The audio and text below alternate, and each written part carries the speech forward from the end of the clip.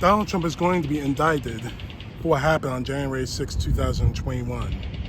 That's a given. It's going to happen whether the MAGA loves it or not, whether Donald Trump likes it or not, whether his attorneys like it or not. It's going to happen, plain and simple.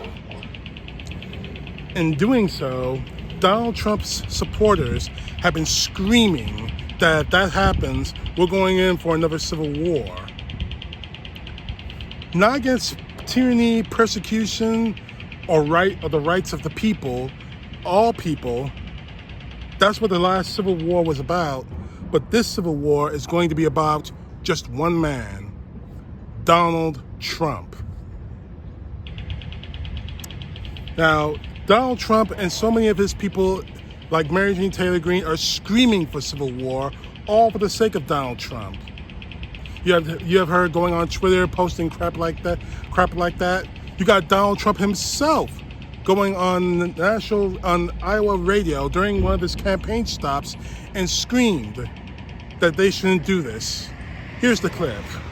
Is it something that concerns you of the people making sure that they don't go out of their right mind if something like that happens? Because I know what I'm thinking of could happen if that, for example, they do say Jack Smith says, okay, I'm going to put Donald Trump in jail.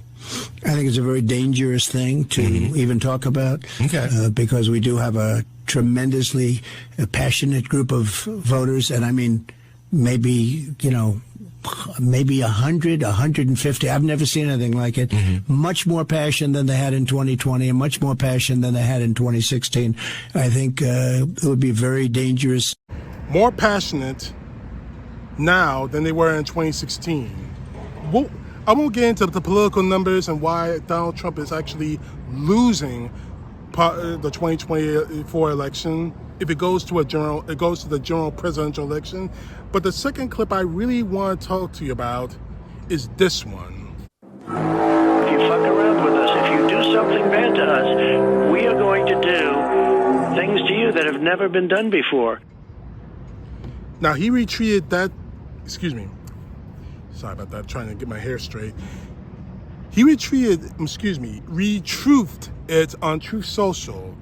If you F with us, we'll do things you can't even imagine. Now, the full context, in playing devil's advocate for Donald Trump, the full context of that tweet, of that video, is the simple fact that Donald Trump actually said this to the Iranian government during the whole nuclear situation thing. That I get, and the context is made clear. However, Donald Trump retruthed that in the context of saying, if you indict me, if you bring me to trial, if you even try to arrest me or put me in jail, my followers will F you up. That should tell you two things: that these people, that Donald Trump really does want a civil war for this in this country, and obviously, in the context of Donald Trump, honestly, he's fucked. He's probably looking at the mirror right now every single day saying, I am so fucked. They got me. They got me boxed in. There's nothing I can do to get away from this. There's nothing I can do. They are going to get me. So I'm going to make sure, I'm going to feed these guys over here, my followers. I'm going to feed them to them, and I'll be safe because they're willing to die for me. They're ready to die for me. They're ready to kill for me. That is the problem we have in this country. You support Donald Trump, fine. Here's the problem with that. Do you support him to the death? Do you support him to the point where you're willing to kill for him, willing to die for him? You already got that Nazi idiot Nick Fuentes going on Twitter saying, I'm willing to die for Trump. But if a civil war does come to this country for Donald Trump, it'll be the MAGA who starts it, not the Democrats. We're following the law Donald Trump broke. Make no mistake about that. But the last thing I want to talk about, and the last clip I want to talk about, is Pierre Navarro, a member of Donald Trump's cabinet during his time in the White House.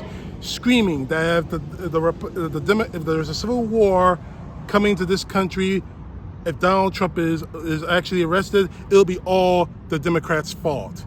Take a look at this. Roughly half of Republicans and over a third of Democrats believe America is on the brink of civil war. If such an unthinkable war breaks out, it will be the Democrats' fault. In their quest for power, radical elements within the Democrat Party have abandoned any pretense of fairness, tolerance, and justice.